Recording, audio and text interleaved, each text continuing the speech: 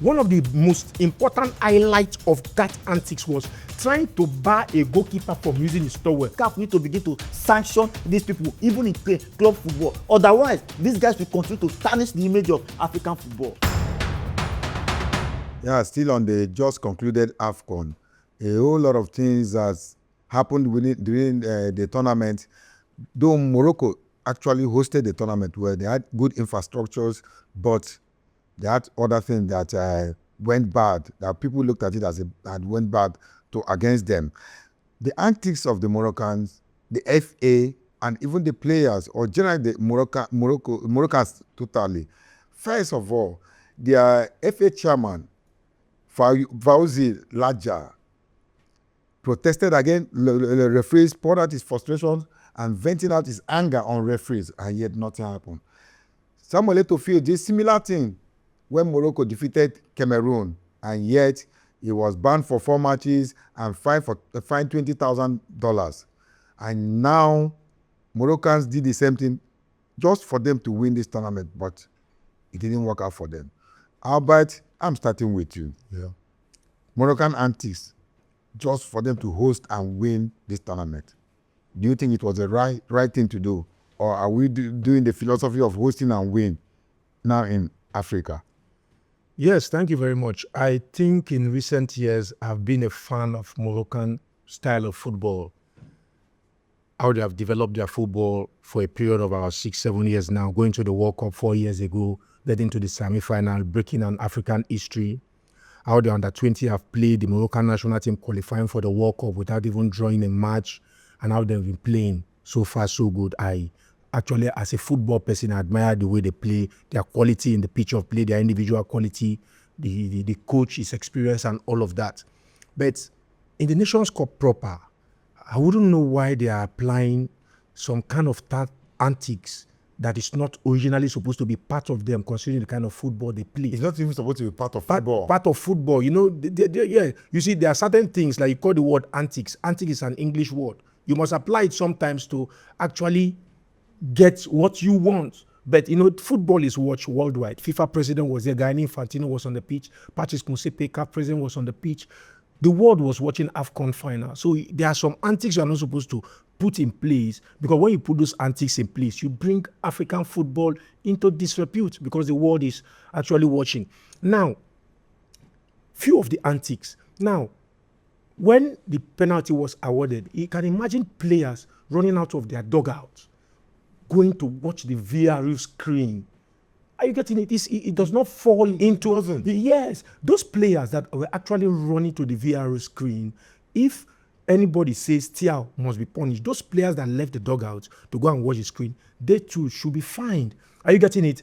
How about the fans jumping out of the... Even some stewards were even part of the people interrupting play, because some fans were jumping out of where they were staying on the fan side, trying to interrupt play and all of that. Now, at the end of the day, for like 14 minutes, the match was altered because of a lot of things that happened. Now, look at even the towel scenario. Are you getting the picture? Where somebody like Ismail Sabiri was standing behind the post, not wanting somebody to hand over towel to Edward Mendy. In the entire world, people knows that goalkeepers don't joke with towel, even when it is not rainy. Why? Because sometimes the glove can be slippery. So they use that towel to mop their glove so that they can have firm grip of the ball. But Ismail Sabiri, a player that was on the pitch, that was later changed, leaving the dugout, coming to stand beside the goalpost of Senegal. No, he's too back. He actually painted the Nations Cup that was well organized to a different thing entirely, bringing African football to disrepute. You get what I'm trying to say? So the antics the Moroccan side applied was so conspicuous, and it's a show of shame. How can you be saying a goalkeeper shouldn't use towel? Imagine goalkeeper had Ashraf Hakimi taking Ferland Mendy's towel, throwing it while Edward Mendy's towel, throwing it to where the fans are. Diouf jumped over, picked the towel and came back. See, all those things just to frustrate it. Yes, brought African football into a negative light, into a very bad light to the world. Are you getting it? Keepers have their right to hold their towel. Are you getting the picture? Even water, put it by the side of their goal post there. If they need it, They go and drink and mop their hand. So those antics the Moroccans apply. And as a matter of fact, it now look very obvious that the referee tried to play the antics of the Moroccan side. You getting it? Because the incident that Morocco, the Senegalese player had a goal bound when a Moroccan player sheepishly fell on the ground in the bait that he was hit by Niakite. Meanwhile, he was not hit. Immediately, the referee sounded a goal bound when Senegalese side was going after the Moroccan goal mouth. Immediately, the referee sounded the whistle. The player stood up. Are you getting it? Now, the goal, the Senegalese 1-2, there was no review. But in the course of the game, the Moroccan side had a penalty. The review and all of that, all those things happened. So all those antics, to me, it is a bad one. It actually go against. It is the direct opposite, the negative opposite of the way the Moroccan side used their time to organize it, the infrastructure, the stadiums and everything they put in place. It was very bad. Imagine fans coming to dictate how games should be played. Imagine players going to the VAR to determine what the referee should do. Are you getting it? So sometimes we used to say a lot of things right here on this decks at EVO SPORTS TV because we say it undilutedly.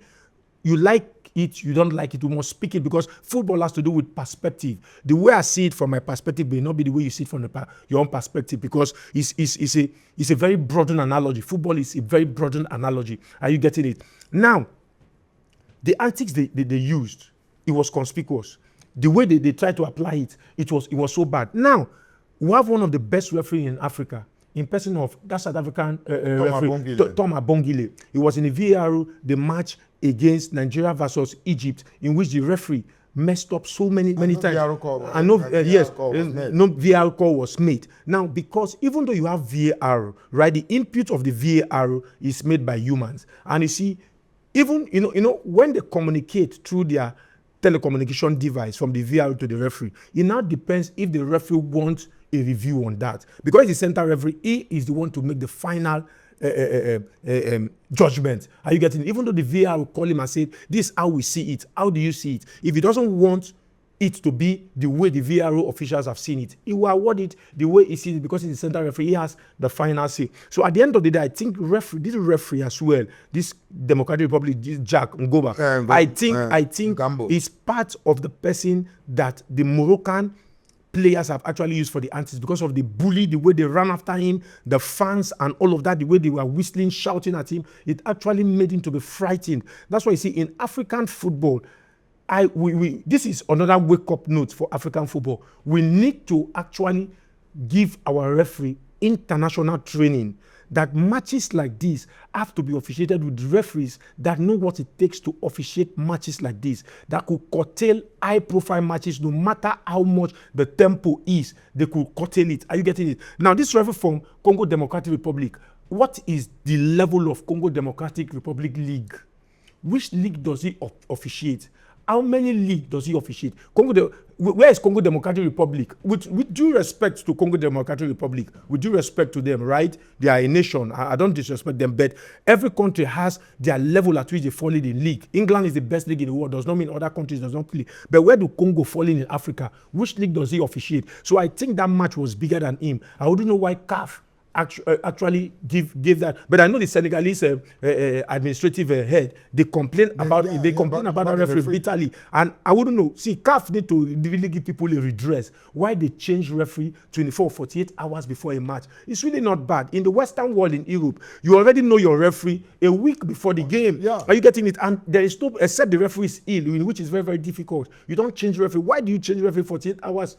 24 hours, even 12 hours. 24 hours, even 12 hours before a game is very, very bad. So the antics of the Moroccan side, though it actually went a far distance, but because of the resilience of the Senegalese team, they couldn't. The only golden opportunity they had, I think, was a golden one, was a penalty that was missed by Ibrahim Diaz. So put it all together, the antics did not work, and it didn't work. So the Senegalese actually went to as the eventual winner of the final. Anyway, I would say that the Senegalese and the Moroccan antics, the first person that fell to that antics was a center referee between Nigeria and Morocco, which is Daniel Ni Larrier.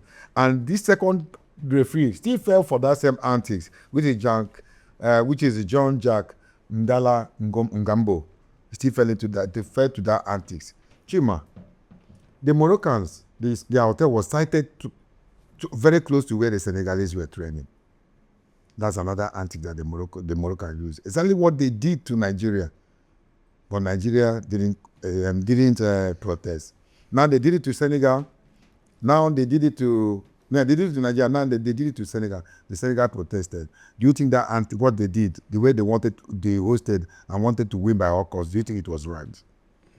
It can never be right. They started it even from the group stage. From Tanzania. Okay. Then before getting to Tanzania, that Tanzania game, they managed to win that match 1-0 by courtesy of Ibrahim Diaz's goal. And then before that goal scored, I know how once the referee sounds a little thing, they protest and protest as if they don't want the referee to blow against them in any way, which football is not played like that. But then the Moroccan did not just play the game on the field of play. They tried to demoralize their opponent, which was a very, very bad antics in terms of football, and it does not really tell well about African football. Look at the Senegalese coming to Rabat to play the final. They were left stranded at the train station. When they came in, if you see a lot of fans, thousands of fans were surrounding the Senegalese players. Without security. If players like Mane or Diop or one or two players have gotten injured at that scenario or at that point in time, would the final have continued? No. If they have injured any of those players, are they going to say because they want to win a cup at all? That is why you have to take a player's life or expose life like that. People that left their country, they came to your country to come and play a tournament. For crying out loud, no matter what is going on, this is football. This football will come and end and you will go. And you are not going to host forever. The likes of Hakimi Ibrahim, they will also go and play tournament. They are going to the World Cup. If they get to the World Cup to play in US and the US and them landing on that place, if they behave like this to them, how will they feel? Will their president keep quiet? They should also think of this. They are going to participate in the next AFCON. If they go to Kenya or Tanzania or Uganda to go and play, if they behave like this, are they going to go with all their fans from Morocco? So I don't know, but this doesn't just start today. These North Africans, first, they believe they are not part of Africa. That is their mentality. They believe they are white. They believe they are not part of Africa. They believe they are Arab.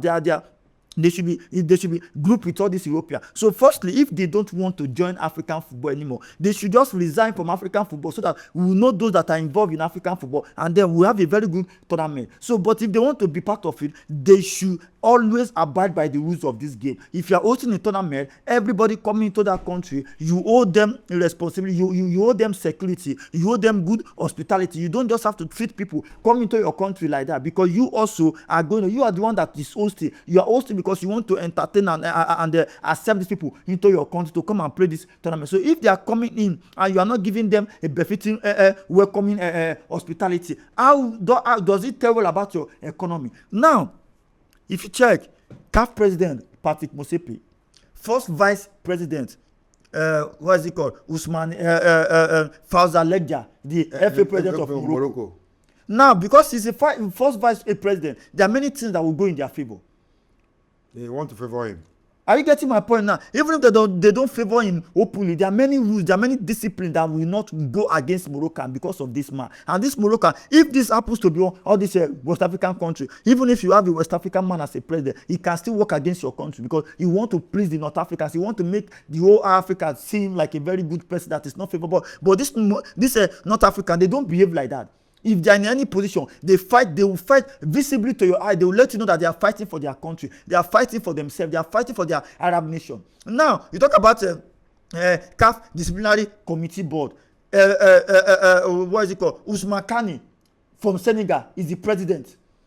So definitely Senegal too have advantage why they behave the way they behave in the final. So they also they stood their ground too, because knowing whether if this thing turns to any board meeting, we also have somebody that will fight for us. And this is one of the things I've been saying about Nigerian Federation, because we also need, if you check all the CAF committee member, there's no single Nigeria there apart from Amadi Pini that is what is it called? FIFA. Yes, with FIFA this thing. So others board member, you see Egypt, you see Algeria. Okay, among the ref committee, you see Algeria there, you see Egypt, they are one of the top members of this thing. So they don't appoint all these referees. Now you see Tom Abongile was in Nigerian match. He was a VAR official, and that was why that penalty against Kevin Bassey was not given, because Abongile was there. because he knew that this thing was not the right call to give that penalty against Super Eagles. But now in this match, if there was no negative intention, if there was no oppression by the Moroccans, why would they put Tom Abongile as the fourth referee? Yes, he was supposed to be in the center. As the fourth referee, not even in the VAR. Because if Abongile had been in the VAR, maybe Abongile would have ruled that thing out and say, no, you can't give this thing now. Or Abongile would have called for a check in that Senegal's goal as well too. But now you remove Abongile from the 4 officials on the field, you remove Abongile from linesman, from center referee. Now you remove Abongile from VAR room again. He was not even among the VAR, one of your best referees in the tournament, if not the best referee. You remove him from the value. Now you now put Abongile as a 4th official. Somebody who just went on the touch line to just make changes. That was that. In fact, to me, it looks like a setup. Must you host and win? Okay, now you see the referees, fine. You might be officiating in Congo, in Ghana, in anywhere. That does not make you refereeing is talent. His talent. For the fact that you're even in South Africa and Egypt that we have good leagues does not mean that every referee they are going to be world class standard. But Abongiles and the lads that have stood their ground because they are talented. Everybody in every area of life that we have people who are talented in that area of experience. Even if they receive the same training, even if you like send 1,000 referees abroad for training, they come back, maybe 2 or 3 will be exceptional that will stand, because this have to do with your personal intelligence and how talented you are in that area or in that specific area. But then there's need for CAF to involve sponsorship into CAF, and there's one advice I need to give to CAF. CAF need to begin to pay referee salaries. If it has to be monthly salaries every year, if the season wants to start, they should also sign referees that okay, this year 2026 we are taking referees from each country. If it is 5 referees, 2 referees, we sign you are going to handle CAF Champions and CAF Cup this season. Then they begin to pay, because if they are paying these referees every month salaries, I think these referees will concentrate more on football. The not like a commission, because most of them they pay them based on commission. But if you pay them monthly, these people are aware that every month I'm getting my salary. That means this guy, they will be attending more courses. If there's more sponsors for the year, because I heard the CAF president and his committee saying they spend so much money in referees this time around in VAR. Okay, what are the money you spend? Is it for VAR alone? I think after this tournament, CAF need to be sending referees, so they need to make it mandate that every FA, every federation need to send either 5 or at least 10 referees, either to a country for special courses that CAF need to supervise, even if it has to do with CAF paying for those to improve referees, or the federation have to make it mandatory to pay for those courses, or they get a sponsor for, so that our next CAF AFCON tournament we need to produce better referees, because all these things that I saw in this tournament are in fact they are below standard, and it does not tell you about our African football. And that is the reason why these Europeans and Asia, they feel like giving Africa more chance in the World Cup. It's not because they feel like we are far below. These are some of the things. Will Morocco behave like this if they are hosting World Cup? If they behave like this if they are playing against Brazil or playing against England, playing against Germany, will they behave like this? They will not try that. So if it also means that CAF should go and bring in foreign referees to undo our quarter-final semi-final matches, where you get involved players like Sadio Mane, Salah, Osimhen, Lookman and all these stars, man, you don't need referees that are not mediocre. You don't need mediocre. So if you don't have standard referees, hire them, pay them until we begin to get standard referees to officiate our game. Because in Europe they do happen, they behave like that too. In Europe you see Barcelona matches, Real Madrid matches, PSG against Marseille, they played it in Asia. And they hire the neutral referee to come and officiate the game, just to give a fair game. You don't have to tarnish players' image on the field of play, putting in effort, players tactically training well, and then you just come to the pitch and just scatter their effort. You just demoralize their confidence. Referee is there to detect your mistake and not to protect your mistake. If referee is on the field of play, you only have one job to do. You are not there to pit anybody. You are there to detect the opponent's mistake on the field of play. We are talking about the antics. You have deviated to referees, but then. And let's continue with the antics. Albert. Okay. Their hotels, the Moroccan hotel was sited close to where the Senegalese were meant to train, and the Senegalese boycotted it. Said they don't want to train. They wouldn't train there. Exactly what they did to Nigeria. The hotel was sited there, and they were spying on the training of the Super Eagles. Of the Senegalese. No, the Super Eagles. The Super Eagles, yeah. Yeah, the Super Eagles. They spied on the training of the Super Eagles, which affected our game because of these same antics we are talking about. Now they did same to Senegal, but Senegal refused. Was that antics meant to be? Why was the hotel meant to be sited where the Senegalese would do their training? Thank you. Was it meant to be cited? No. Are they even supposed to be closed? No. But we're talking about antics here. What is antics in its exclusiveness is what you try to do In a crafty nature. in a crafty way, logical way, to ensure that you take advantage of your supposed opponent so that you come out victorious. Now, in all these antics put together, I still want to go back to what I said. I want to just cite, in 2-3 minutes, I want to cite something. The reason why those players, right, were actually not wanting Mendy to hold on to that towel. I want our viewers and our followers to go to the comment section to comment on what I want to say. Because most things I say, by the special grace of God, I am somebody like that try to say or make sure I say something that I am actually a partaker of that experience, or have somebody that is a partaker of that experience, so that we can always give reference to the year it happened. When we were growing up, former Nigerian international Gabriel Okolosi, when he left Julius Berger, he went to African Sport of Cote d'Ivoire, in which he played 92, 93, 94, and 1995, right? One of the headlines in Complete Sport back then we were growing, it was once in a mood publication. One of the headlines, it shows that year, that paper was with me, my uncle bought it, Uncle Charles, blessed memory. He gave me that Complete Sport. Cote d'Ivoire believe in juju. Voodoo. If you even go online, believe in voodoo. If you go online, if you trace back to that year, you still see that headline. Now, so many things about West African countries involving in voodoo in football has been on a rage for many years before the thing actually died down.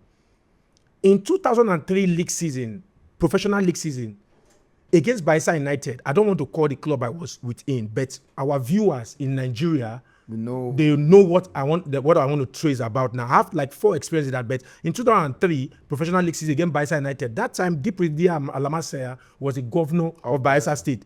Now, he gave them everything they wanted. The sign-off fee, Bayelsa United and Ocean Boys, are one of the big money signings in the Nigerian league back then. Now, that team I was playing for in Nigeria, we went for a away match to play. There was a guy, Lukumon. He was in SS2, SS3 when he was signed, because he comes from that village, that, let me call it the village, a community team that was playing that we were playing professional league for. There was no funds, there was no nothing. They were just telling us, let's just see if we play, we may have another club, bigger club that will sign us, then they will collect, and all of that, all those encouragements. So we young players and that were actually looking for way forward, but we were actually suffering. Are you getting it? So when we got to that pitch, a player, that was the year before Seyi Olofinjano left to SK Brand of Norway. I speak by fact. So anybody that want to fact check me, put fact check. Are you getting what I'm trying to say? So the issue is that when we got to Bayelsa, we got to that. Even the jersey we were putting up was just, it was like an Arsenal kind of jersey that one tailor sold from somewhere. We are not looking very, very okay. Even our boots, some of us even see our boot because they didn't give us boots. It's the fact. But there's a reason why I don't want to call. It's the antics that I want to know. Yes, I'm coming. So now, that antics, I want to use this illustration to give that antics of that towel, because that is the most important antics on that pitch. Everything that happened, Morocco and Senegal, was off the pitch. But the basic one after the VR was that antics of that towel. What brought to that towel issue? Because it's not the first time the professionals are seeing goalkeeper using it. So when we got to the pitch, that guy, Lukumon, was given a talisman to drop on our post. For people watching us that think there is no voodoo in football, perhaps, maybe when you go abroad, you think there's no voodoo. But in Africa, let me tell you, there is voodoo in football. I was on the pitch with that game. Sonjo Ojo, Wale Abdurrahman, all of us were in that team. I'm calling my teammates so anybody can fact check. You know what happened? We were playing. We now scored them 1-0. Do you know that Bayelsa United, captained by Segun Agani, he's still in the wood now, he has retired. He was part of the Mikel Obi team that was dropped. We're going to Holland.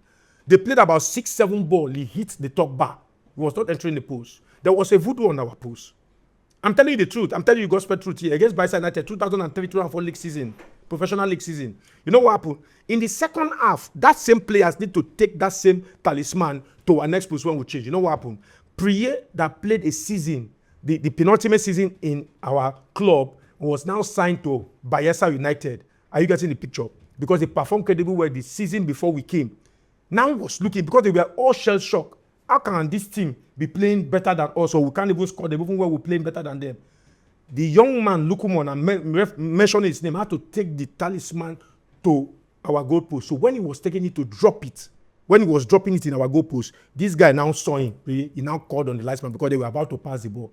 That's how the referee come. They saw the talisman. They called other people, and they issued him a red card.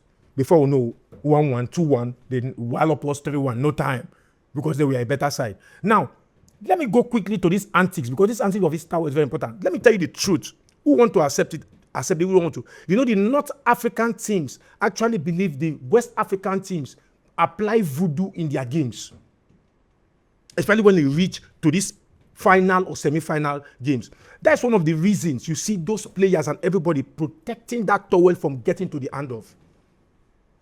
But he actually brought the towel from the dressing room. See, you don't get it. He brought the towel. I am telling you something that you can check. Most times, I understand what he you brought mean. the towel from the dressing room. Now, why are those players, all these professional playing abroad, Ismaila Sabairu and all of them, they are goalkeepers in their club, PSV Eindhoven, they use towel. Why is he not protecting Mendy from using his towel? So because they are puppy that these people may be up to something, let's strip them from using the towel. There will be something in the towel. I'm telling you the truth. If you who want to believe, who don't want to believe, it's subject to argument. But I'm telling you the truth. I know what you're saying is the truth, but is it not Pennywise pound foolish? It is Pennywise pound foolish, but you see, Because their own goalkeeper has his own towel. he has his own towel. Okay, now you see where I'm going to. Now their goalkeeper has his own towel. They are not looking at the goalkeeper's towel now because they feel they are voodoo free. Let's put it like that way. But the West African countries are not free. So why are you protecting my goalkeeper from using his towel when your own goalkeeper has? So if it is natural, looking at it from a literal standpoint, they wouldn't have stopped the goalkeeper from using his towel. But they are looking it undercover.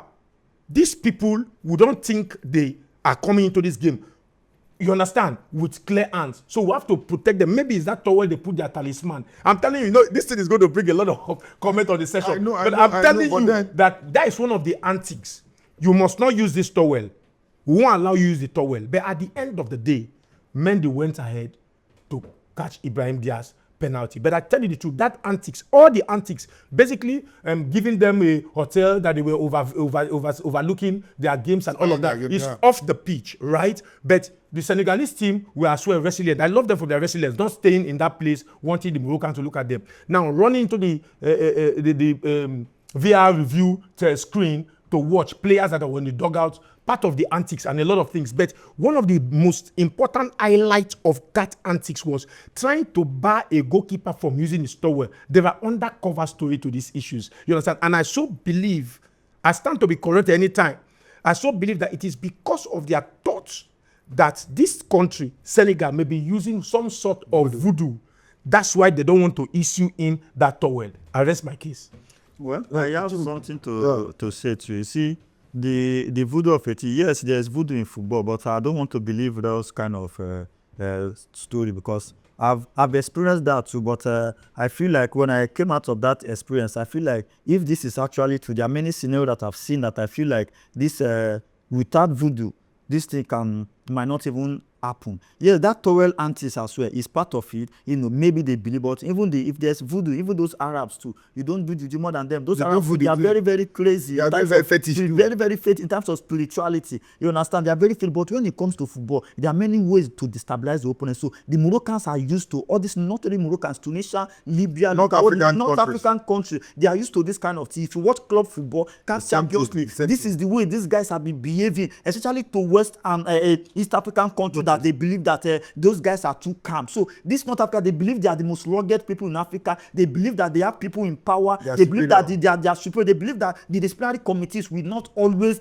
discipline them. Because if look at even whenever they want to go and take that man this thing, it's only when they are attacking Mendy, when they are attacking Senegal. So when they are doing those things, if the referee will have, if the organization is okay, when in charge of the game, anything happening around the vicinity of that football, even if there are people fighting on the bench, you're supposed to stop the game and go to the bench and caution them and then give yellow card or order the referee that if this thing does not stop, this game will not continue. But because these people, or I don't know, let me not say CAF, but because these people have been getting away with so many treatment they give to other African countries. That is why so Senegal stood their ground. So all those voodoo authorities, yeah, if all this voodoo actually work, by now Africa will have won World Cup. By now, even CAF Champions League, Sundowns player, they signed good players. African Senegalese came to this tournament with world-class players playing French League, Premiership, German League. You know, so I believe that this Senegalese, they deserve their victory. Those antis, because the Senegalese are players who are mentally stable, stood their ground. That was why all this thing did not work. But these guys, that is their way of football right from time, and CAF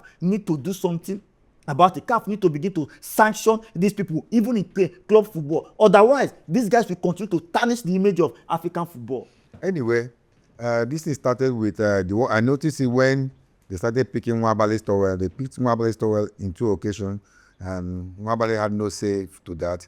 And the referee, the center referee, Daniel Larie, so witnessed everything that happened, but yet couldn't control that. Okay, sorry for cutting you now. I heard the news before coming to this studio. There's a news that Nwabali, that the disciplinary committee have opened a case against Nwabali. They want to sanction Nwabali for pointing finger to the Moroccan fans. Now you are opening a disciplinary committee to fine Nwabali for pointing finger after they took Nwabali's towel twice and then threw banana to him. Okay, now if you're opening a disciplinary committee against Nwabali, why don't you open disciplinary committee to the fans against Morocco FA for not sanctioning or for not controlling their crowd, their fans against it? Because in everywhere in the world, if your fans misbehave, first of all, they will locate the fan, they will give them stadium ban, not to come to the stadium, and then your FA will be fined because you are supposed to protect the opponent or the people inside your. So to tell you that this thing is going in favor of this North African, that is why they get away with it. Just like what you said, Eto misbehaved, shouted, they fined Eto $20,000 and banned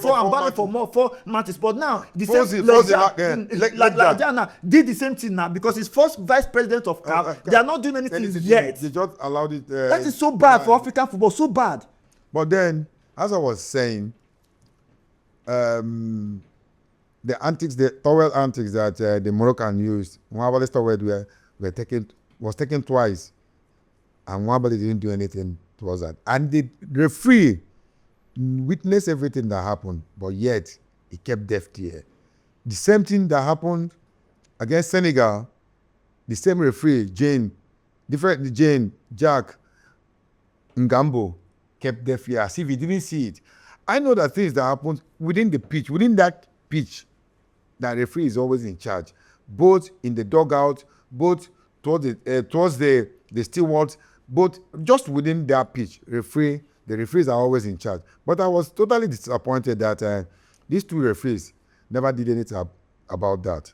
But then I would say that I'm totally disappointed in the officiating and the antics that the Moroccans did, because Brazil hosted the World Cup.